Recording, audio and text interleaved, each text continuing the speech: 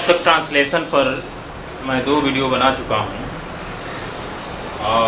Grammar के रूप में उसका मैंने नाम नहीं दिया था, आज मैं उसका नाम दे रहा हूँ। जो मैं पढ़ा रहा हूँ उसका नाम है अंग्रेजी में पार्टिसिपल। इसको देखें,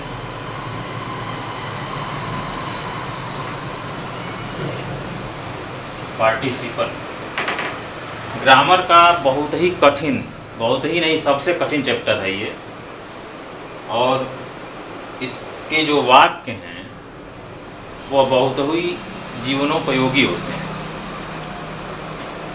पार्टिसिपल जो है वो 3 तरह के होते हैं सामान्य रूप से। वैसे अपनी किताब में मैंने 4 भागों में उसको विभाजित किया है, लेकिन 3 तरह का तो सबको जानना है। All over the word participle are divided into 3 parts. तो 3 पार्ट्स को देखें क्या क्या है।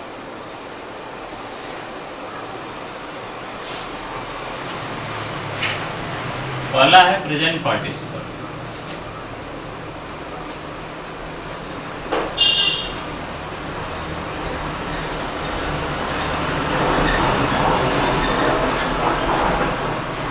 दूसरा है पास्ट पार्टिसिपल।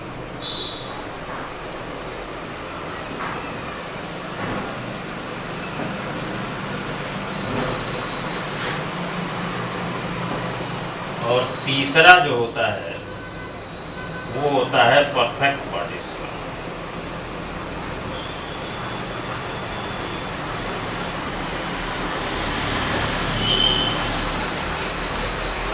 क्योंकि हमारा उद्देश्य ये था कि जो ग्रामर का डीप स्टडी नहीं किया है वो भी कुछ विशेष वाक्यों का अनुवाद जान जाए, इसलिए मैंने ट्रांसलेशन के माध्यम से उन चीज़ों को समझाया है। लेकिन आज उन चीज़ों को मैं बता रहा हूँ कि जो मैं पढ़ाना चाह रहा हूँ या जो पढ़ा रहा हूँ वो अंग्रेजी ग्रामर से पार्टिसिपल होता है। और यह 3 तरह का होता है, प्रेजेंट पार्टिसिपल, पास्ट पार्टिसिपल और परफेक्ट पार्टिसिपल। अब इसको एक एक करके देखते हैं।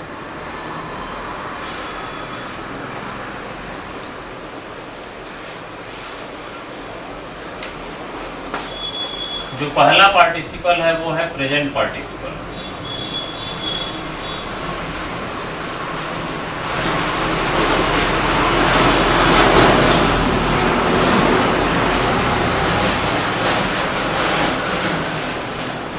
प्रेजेंट पार्टिसिपल,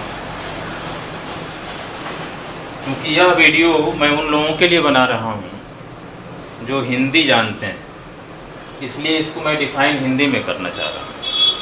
और हिंदी में देखिए इसका अर्थ क्या है। जैसे हिंदी का कोई ऐसा वाक्य है जिसके अंत में, जिन वाक्यों में क्रिया के अंत में इस तरह का शब्द आए हों, जैसे ते, वाला, वाली, वाले। एक ग्रुप ये हो गया ते।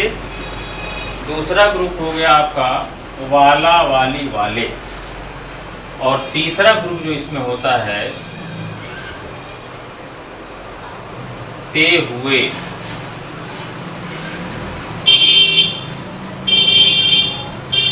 की हुई, इस तरह से आता है। अब तेते अभी समझ में नहीं आ रहा होगा कि तेते के माध्यम से मैं क्या बताना चाहता हूँ।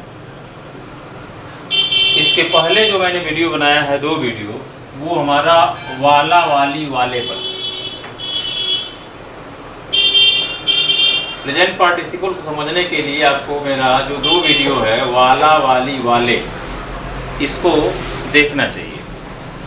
तो आज मैं बता रहा हूँ दूसरा वीडियो जो है वो ते कि ते व्हाट इज ते। इसको देखते हैं।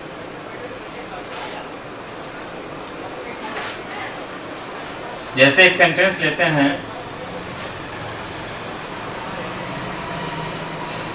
वह पढ़ते पढ़ते सो गया।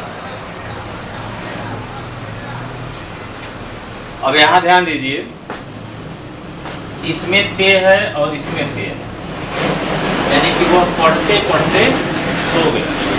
इसको सामान्य लैंग्वेज में हम ये भी कह सकते हैं, इसको पढ़ते हुए सो गया। यहाँ हमने शब्द दिया है वह पढ़ते पढ़ते सो गया, यानी कि वह सो गया कब? जब वह पढ़ रहा था। इसमें एक नया शब्द मैं जोड़ूंगा और वो शब्द है while. WHILE, while reading. While reading, इस वाइल रीडिंग का अर्थ है पढ़ते पढ़ते, यानी पढ़ते पढ़ते की अंग्रेजी हो गई वाइल रीडिंग। इसके बाद हम, ये सब्जेक्ट है और ये पास्ट इंडेफिनिट की क्रिया है, वह सो गया। जो पढ़ते पढ़ते ये इतना हिस्सा है, यह किसी टेंस का हिस्सा नहीं है, ये किसी भी टेंस में आ सकता है। तो वाइल रीडिंग यानी जो पार्टिसिपल है वह किसी टेंस का हिस्सा नहीं है, बल्कि वह कुछ खास शब्दों की अंग्रेजी है। जैसे पढ़ते पढ़ते, इसकी अंग्रेजी है वाइल रीडिंग। अब वह सो गया, वह सो गया, ये पास्ट इंडेफिनिट का एक सेंटेंस है। और पास्ट इंडेफिनिट का नियम होता है कि subject plus second form of the verb. तो सब्जेक्ट की इंग्लिश पहले लिखते हैं वाइल रीडिंग ही।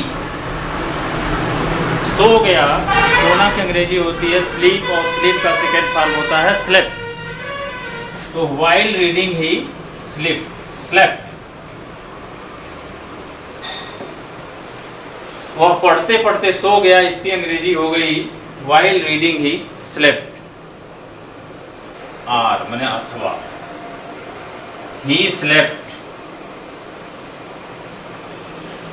ही स्लेप्ट वाइल रीडिंग।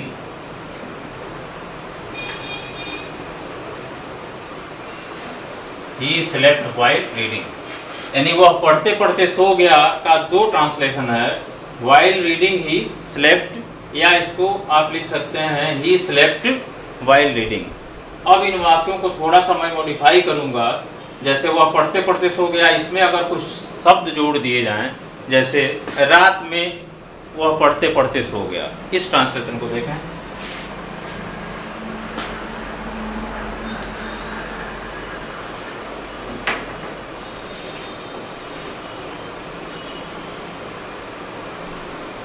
रात में वह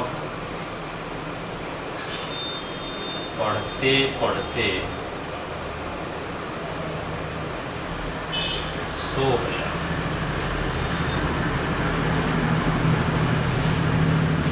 जो पहला वाक्य था वह केवल इतना ही था कि वह पढ़ते पढ़ते सो गया। इसमें हमने जोड़ दिया है रात में। रात में समय है और समय जो है अदर वर्ड्स में आता है। इसका ट्रांसलेशन हो गया होगा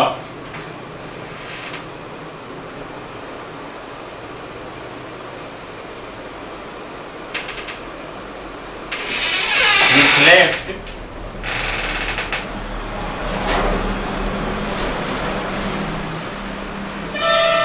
while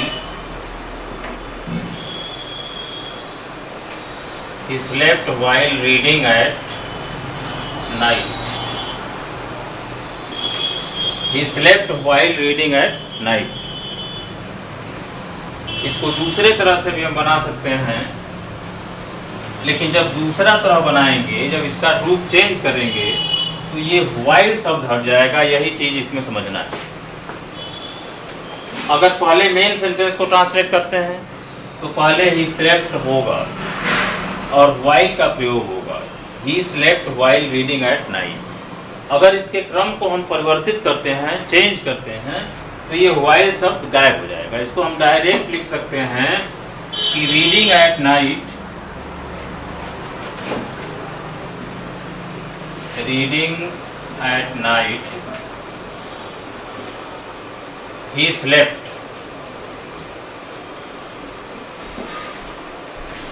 दोनों वाक्यों का अंतर समझिए कि अगर पहले मेन सेंटेंस को लेते हैं, ये मेन सेंटेंस है, वह सो गया, ये मेन सेंटेंस है पास्ट इंडेफिनिट का, बाकी अदर वर्ड्स हैं और पार्टिसिपल का प्रयोग। अगर मेन सेंटेंस को हम इस रूप में लेते हैं, यानी कि पहले लेते हैं, तो he slept while reading at night होगा। और अगर मेन सेंटेंस को बाद में लिया जाए तो वाइल की आवश्यकता नहीं होती है। तब हो जाता है कि reading at night he slept.